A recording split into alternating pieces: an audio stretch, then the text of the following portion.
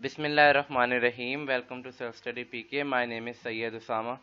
हमने अभी तक जो चैप्टर नंबर 1 पढ़ा है उससे रिलेटेड हम कुछ क्वेश्चंस करने लगे हैं, एक्सरसाइज करने लगे हैं। ये लेक्चर नंबर 6 है। अगर आप डोगर यूनिक जीआरई को फॉलो करें तो ये जो हमारे पास क्वेश्चंस लिखे हुए हैं ये सारे के सारे लिखे हुए हैं पेज नंबर 433 पे। एक्सरसाइज करना बहुत ज़रूरी है। सिर्फ बेसिक नॉलेज से आपका काम नहीं बनेगा। पेपर में किसी भी तरह का क्वेश्चन आ सकता है, तो मैं ये एक्सपेक्ट करूंगा कि आप लोग साथ साथ इसको नोट डाउन करते जाएंगे और साथ साथ लिखते जाएंगे।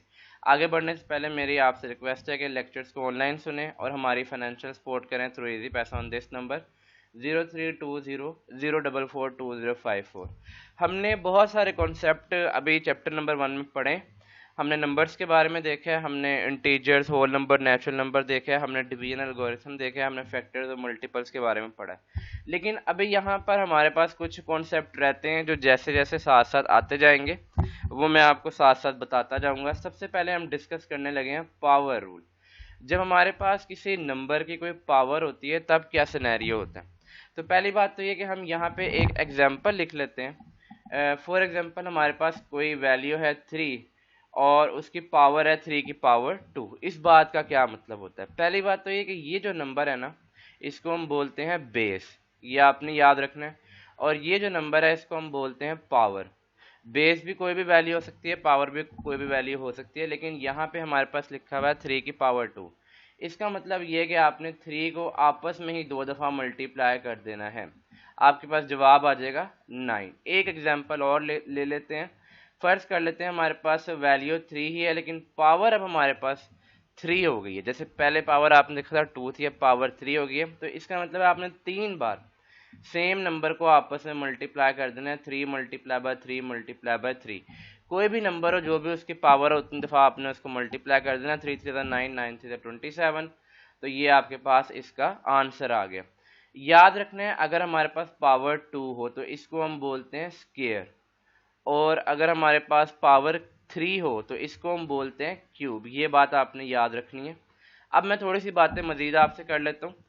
अब इस तरह से होता है कि हमारे पास कभी कभार इस तरह से होता है कि पावर की पावर होती है। जैसे for example 3 multiply by 2 multiply 3 की पावर 2 और इसकी पावर 3 है। इस केस में क्या करना, जब पावर की पावर हो, याद रखें जब आपके पास पावर की पावर हो तो आपने आपस में उनको मल्टीप्लाई कर देना है। इस बात से क्या मतलब हुआ देखें, 3 रेस्ट पावर 2 रेस्ट पावर 3, तो 2 मल्टीप्लाई बाय 3 क्या होता है 6। तो ये हमारे पास बनेगा 3 रेस्ट पावर 6। मतलब आपने अब 3 को कितनी मल्टीप्लाई करना है, आपने 3 को 6 टाइम मल्टीप्लाई करना है। आपके पास जवाब आता है 729। आपने क्या लिखना है, 3 multiply by 3 multiply by 3 multiply by 3 multiply by 3 multiply by 3। ये आपने 6 टाइम्स इसको आपस में मल्टीप्लाई कर दिया। अब होता ये है कि C S S, P M S, N T S, G R E में आपको कैलकुलेटर अलाउ नहीं होता, तो आपको इतनी बड़ी बड़ी पावर्स वो सॉल्व करने के लिए नहीं देगा। लेकिन हम इंशाल्लाह आने वाले लेक्चर्स में कुछ ऐसे ट्रिक्स सीखेंगे जिससे आप इतने बड़े बड़े पावर्स को बड़े इजीली कैलकुलेट इंशाल्लाह ताला कर लोगे। अच्छा जी, दूसरी बात हम करते हैं कि अगर आप ये बात देखिए, अभी आपने नोट की है कि हमारे पास पावर थी, तो आपने सोचा तो होगा कि हमारे पास जो पावर है वो फ्रैक्शन की फॉर्म में भी हो सकती है। लेट्स से कि हमारे पास पावर है 4 की पावर 1/2। पहले हमारे पास था स्क्वायर, अब हमारे पास है स्क्वायर रूट। ये जो हमारे पास फ्रैक्शन की फॉर्म में पावर है इसको हम बोलते हैं रूट। लेकिन अगर ये 1/2 तो हम इसको बोलते हैं स्क्वायर रूट। इसको वो आपको इस तरह से भी लिख कर दे सकता है। तो ये जो रूट्स होते हैं ये कैलकुलेट करने का तरीका थोड़ा सा मुश्किल है, लेकिन क्योंकि मैंने ये एग्जांपल इजी वाली ली है तो इसको हमारे लिए कैलकुलेट करना कोई मुश्किल नहीं है। ये हमें पता है जो 4 है वो कंप्लीटिंग स्क्वायर है। क्या मतलब हुआ इसके इस बात का, आपको पता है 4 को हम लिख सकते हैं 2 की पावर 2। 2 की पावर 2 आपको पता है 4 होती है, और बाहर हमारे पास स्क्वायर रूट है, इसको हम स्क्वायर रूट भी कहते हैं अगर हमारे पास इसकी पावर 1/2 हो, और इसको हम अंडर रूट भी कहते हैं। तो अभी हम क्यूब रूट भी देखेंगे, लेकिन अभी हम इसकी बात कर लेते हैं 2 रेज़ टू पावर 2। ये मैंने 4 को रिप्रेजेंट किया, पावर हमारे पास बाहर 1/2 है, 2 1/2 2 से कैंसिल हो जाएगा। तो स्क्वायर रूट ऑफ 4 की अगर आप बात करें तो स्क्वायर रूट ऑफ 4 आपके पास क्या होता है जी, स्क्वायर रूट ऑफ 4 आपके पास होता है जी, स्क्वायर रूट ऑफ 4 आपके पास होता है 2 के इक्वल। इसी तरह फर्ज कर लें वो आपसे कहता है स्क्वायर रूट कैलकुलेट करें 9 का, तो 9 आपको पता है 3 की पावर, इसको हम लिख सकते हैं 3 की पावर 2, क्योंकि 3 मल्टीप्लाई बाय 3 9 होता है, स्क्वायर रूट से कैंसिल हो जाएगा, आपके पास जवाब बनेगा 3। आप सोच रहे होंगे कि अगर नंबर परफेक्ट स्क्वायर ना हो तो फिर स्क्वायर रूट कैसे कैलकुलेट करते हैं, वो इंशाल्लाह हम आने वाले लेक्चर्स में देखेंगे। इसके अलावा हमारे पास एक क्यूब रूट भी होता है। क्यूब रूट क्या होता है? फॉर एग्जांपल हमारे पास वैल्यू है 27 और उसकी पावर है 1/3। मैंने जानबूझ के 27 लिया क्योंकि मुझे पता है मैं 3 इसको लिख सकता हूँ। तो अगर वो आपको इस तरह की कोई क्यूब रूट देगा कैलकुलेट करने के लिए, तो वो बाहर आपको इस तरह से लिख के देगा, जो हमने अंडर रूट लिखा था, स्क्वायर रूट लिखा था, इसके यहाँ पे उसने 3 लिखा हुआ होगा। इसका मतलब होगा कि ये हमारे पास स्क्वायर रूट नहीं है, ये हमारे पास क्यूब रूट है। ये बात आपने याद रखनी है। तो 27 हमारे पास अंदर है, हम इसको लिख सकते हैं 3 की पावर 3। 27 को हम 3 की पावर 3 लिख सकते हैं, वो 27 बन जाता है। तो हमें पता है कि 3 की पावर 3 और स्क्वायर रूट नहीं है, क्यूब रूट है, मल्टीप्लाई बाय 1/3, पावर से हमारे पास पावर कैंसिल हो जाएगी, हमारे पास आंसर आ जाएगा 3। अच्छा, अब हम कुछ बातें कर लेते हैं। अब हमारे पास अलजेब्रिक एक्सप्रेशंस होते हैं। फॉर एग्जांपल मेरे पास दो एक्सप्रेशन है, a plus B is equal to C plus D. जब हमारे पास दरमियान में प्लस या माइनस हो, तो अगर आप फर्ज कर लें आपने b को उस साइड पे लेके जाना है, देखें यहाँ पे, बल्कि मैं थोड़ा सा चेंज कर लेता हूँ इसको ताकि मैं आपको मजीद इसको समझा सकूँ। लेट से ये हमारे पास है a प्लस बी और c माइनस डी। ये सारी बातें मैं आपको इसलिए बता रहा हूँ क्योंकि अभी हमने जो एक्सरसाइज से क्वेश्चंस करने हैं वहाँ पे ये इस्तेमाल होने हैं। फर्ज करें आप कहते हो कि मैंने b को इक्वल टू के उस साइड पे लेके जाना, तो अगर यहाँ b प्लस है तो उधर जाके b माइनस हो जाएगा। ये हमारे पास हो जाएगा a is equals to c minus D minus b। अच्छा, फर्ज करो आप कहते हो कि मैंने d को उधर लेके जाना है, तो d को जब हम उधर लेके जाते हैं तो ये हमारे पास बन जाएगा c is equals to a plus B plus D. अब ये क्या बात हुई? देखें, जो नेगेटिव इंटीजर लेफ्ट पे जाएगा या राइट पे जाएगा तो वहां जाके पॉजिटिव हो जाएगा, और जो पॉजिटिव इंटीजर लेफ्ट या राइट पे इक्वल टू के दूसरी साइड पे जाएगा वो वहां जाके नेगेटिव हो जाएगा। इस बात को दोबारा सुने, अगर हमारे पास वैल्यू पॉजिटिव है और आप उसको इक्वल टू के दूसरी साइड पे ले जा रहे हो तो वो वहां जाके नेगेटिव हो जाएगी, और अगर वैल्यू नेगेटिव है और आप उसको इक्वल टू के दूसरी साइड पे ले जा रहे हो तो वहां जाके पॉजिटिव हो जाएगी। फर्ज करें ये हमारे पास एक्सप्रेशन कुछ इस तरह से होती, a multiply by B is equal to C multiply by D. ध्यान से देखें, पहले हमारे पास प्लस माइनस था, अब हमारे पास मल्टीप्लाई हो रहा है। जो चीज़ यहाँ पे मल्टीप्लाई हो रही है अगर आप उसको दूसरी साइड पे लेके जाओगे तो वहां जाकर डिवाइड होगी। दोबारा सुने, जो चीज़ यहाँ मल्टीप्लाई हो रही है वो दूसरी साइड पे जाकर डिवाइड होगी। ये बन जाएगा c multiply by D over B, c multiply by D over B. एक एग्जांपल हम और लेते हैं और उसके बाद हम एक्सरसाइज शुरू करते हैं। अगर ये सारे कॉन्सेप्ट्स आपको समझ आ गए तो आपके लिए कोई मसला नहीं होगा। हमारे पास दो चीज़ें डिवाइड हो रही हैं, a over b is equals to c over d।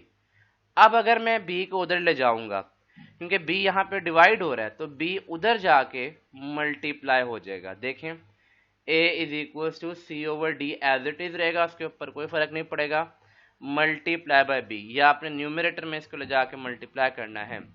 जब यहाँ पे मल्टीप्लाई हो रहा था तो ये उधर जाके डिवाइड हो गया, जब यहाँ पे डिवाइड हो रहा था तो ये उधर जाके मल्टीप्लाई हो गया। अगर आपको ये बातें समझ नहीं आई तो मैं आपको हाईली रिकमेंड करूंगा कि आप वीडियो को यहाँ से दोबारा देखें, क्योंकि हम आगे एक्सरसाइज से क्वेश्चंस करने लगे हैं और वो इन रूल्स के बगैर नहीं हल हो सकते। अभी मैथमेटिक्स ख़त्म नहीं हुई, मैंने आपको उतने रूल सिखाए हैं जो कि अभी मैंने 5 क्वेश्चंस करवाने उसमें इस्तेमाल होंगे। जैसे जैसे क्वेश्चंस आगे आते जाएंगे मैं आपको मज़ीद रूल्स सिखाता जाऊंगा। तो पहला सवाल है कि हमारे पास 5 raise to power a 5 raise to power b is equal to 5 over c 5 raise to power c over 5 raise to power d।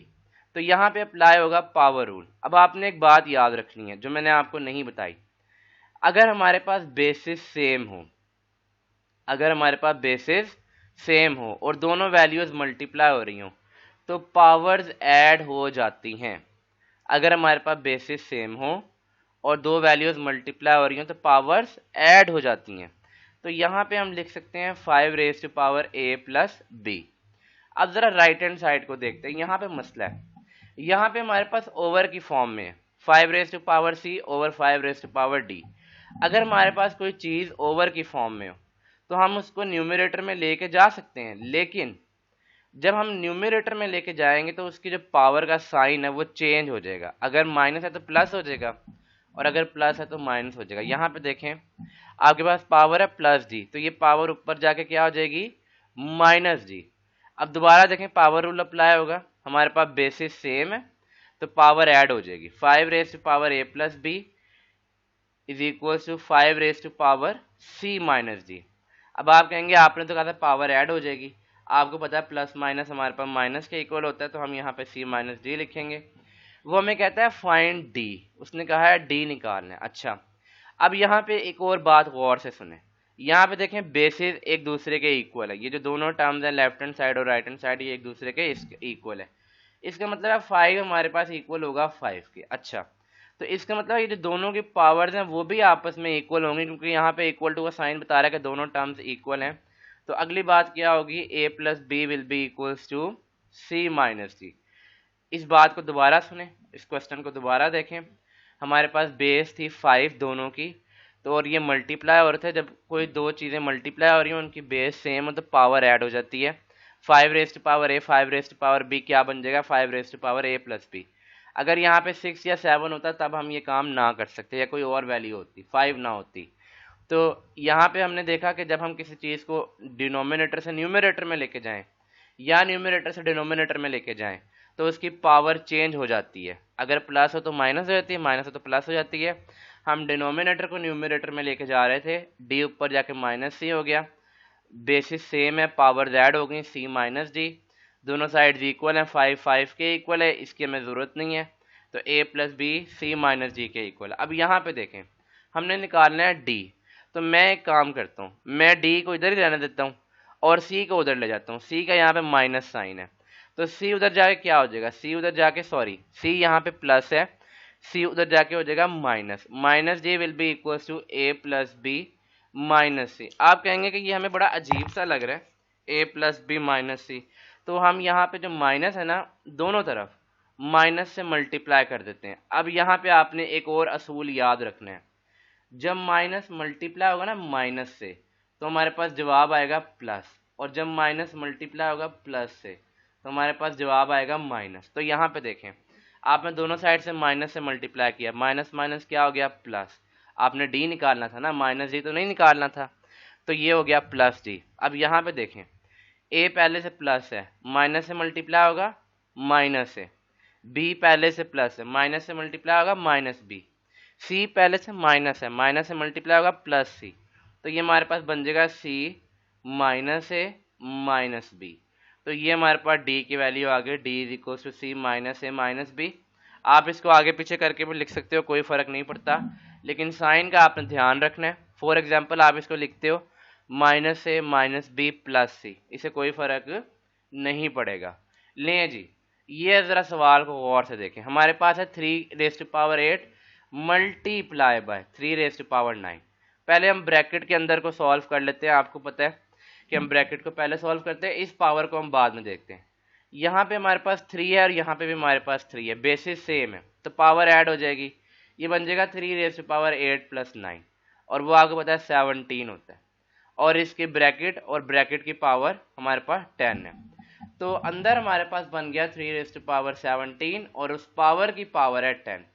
मैंने आपको अभी पीछे बताया है लेक्चर के शुरू में कि जब पावर की पावर हो तो वो आपस में मल्टीप्लाई होती है। तो 3 raise to power 17 multiply by 10 हमारे पास क्या आ जाएगा 170। 3 रेज टू पावर 170। ये आपको कोई भी कैलकुलेट करने के लिए नहीं कहेगा, क्योंकि आप ये कैलकुलेटर के बगैर नहीं कर सकते। अपने तीसरे क्वेश्चन की तरफ बढ़ते हैं। ये थोड़ा सा कॉम्प्लिकेटेड है, इसको समझाने के लिए मैं पहले आपको एक बात बताता हूँ।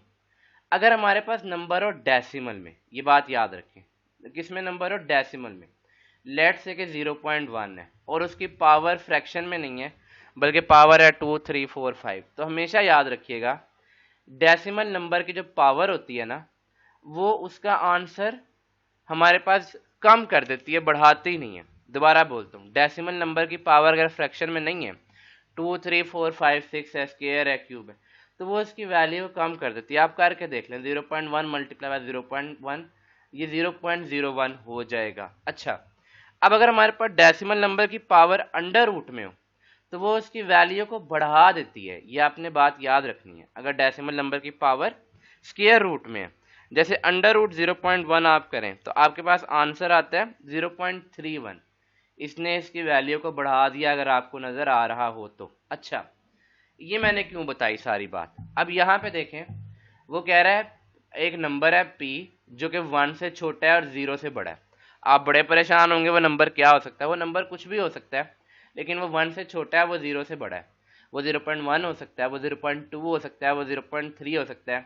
बात ये नहीं है कि वो नंबर क्या है, बात ये कि वो नंबर डेसिमल नंबर है और वो 0.1 है। 0 से, ये याद रखें, 0 से बड़ा है और 1 से छोटा है। अच्छा, तो अगर ऐसी बात है तो वो फिर हमसे पूछता गया, वो कहता है कि ये आपके सामने सीक्वेंस लिखी हुई है, इनमें से कोई असेंडिंग ऑर्डर में कौन सा है।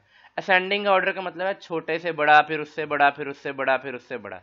और डिसेंडिंग ऑर्डर का मतलब होता है बड़े से छोटे की तरफ। तो आप असेंडिंग का मतलब है असेंड कर रहे हो, सीढ़ियां चढ़ रहे हो। मतलब पहले छोटा नंबर होगा, फिर बड़ा नंबर होगा, फिर उससे बड़ा नंबर होगा।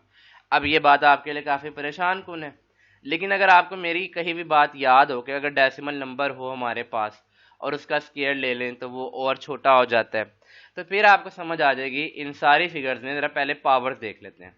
हमारे पास पावर 1 है, पावर 2 है और पावर 1/2 है। अगर मैं इसको इसको ऑप्शंस को ना देखूं और मैं वैसे बात करूं कि मेरे पास पावर 1 है, मेरे पास पावर 1/2 है और मेरे पास पावर स्क्वायर है, तो अब मैं अपना काम बड़े आराम से कर सकता हूँ। पी 1/2 को मैं पहले लिख लेता हूँ, क्योंकि आपको पता है कि 1/2 का मतलब होता है 0.5।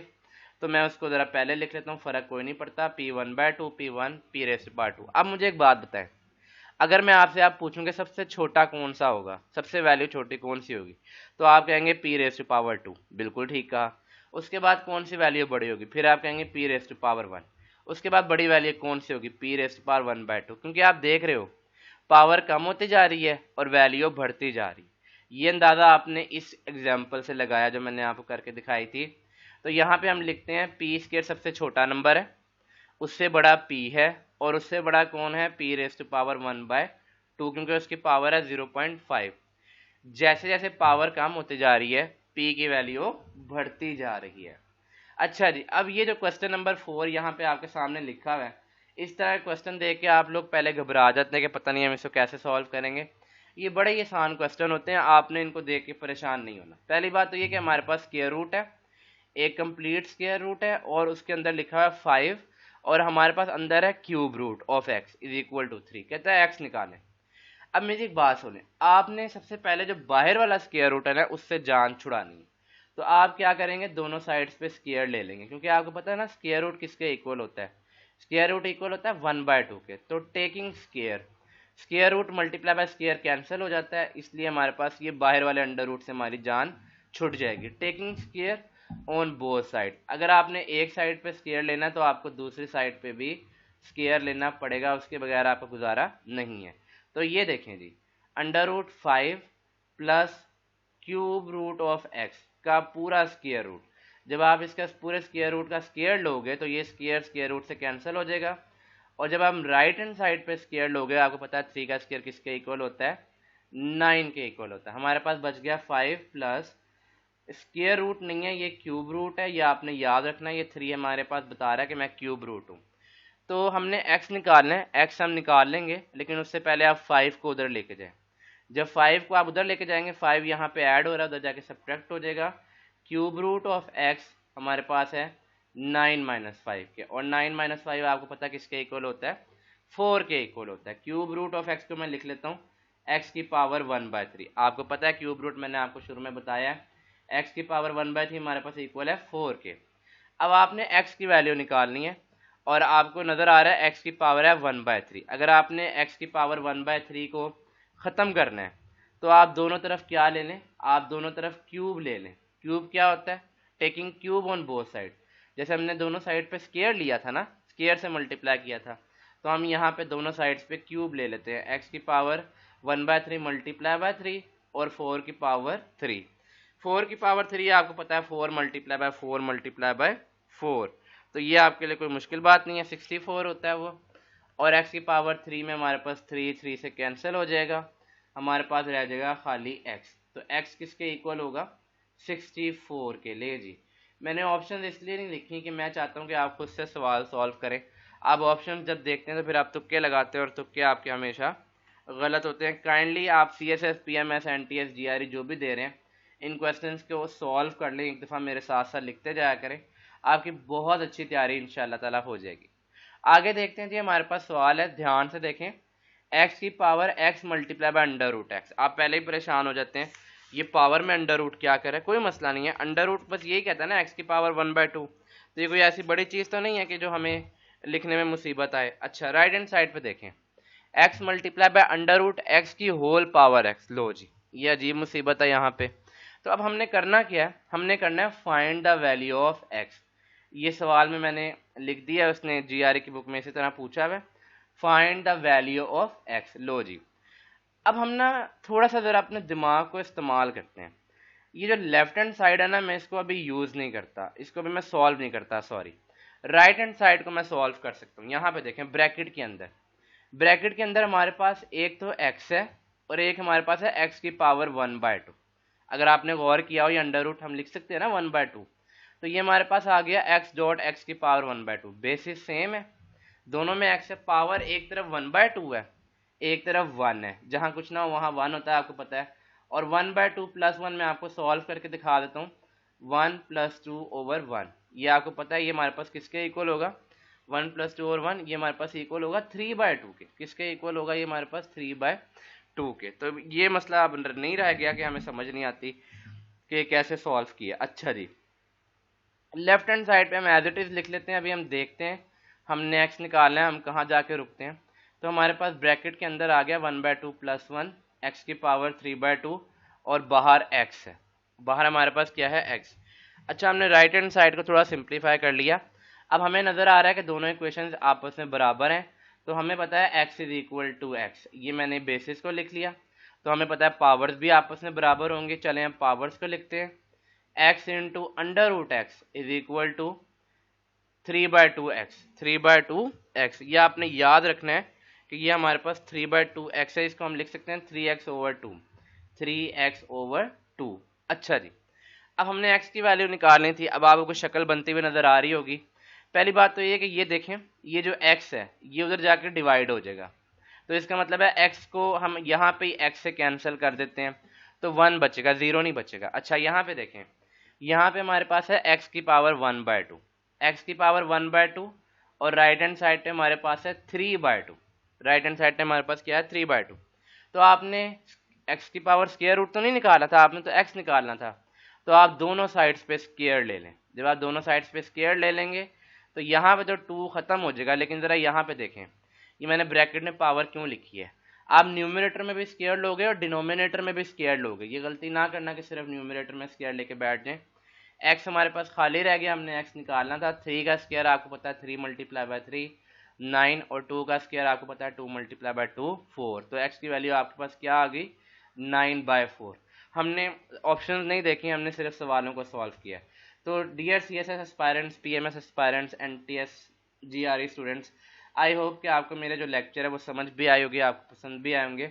मेरी आपसे एक ही रिक्वेस्ट है कि इन वीडियोस को ऑनलाइन देखा करें और हमें कमेंट करके ज़रूर बताया करें कि आपको हमारा लेक्चर कैसा लगा। वीडियो को लाइक और शेयर ज़रूर कीजिएगा और हमारे चैनल को सब्सक्राइब करना ना भूलिएगा। थैंक यू वेरी मच, अपना ख्याल रखिएगा, अल्लाह हाफिज़।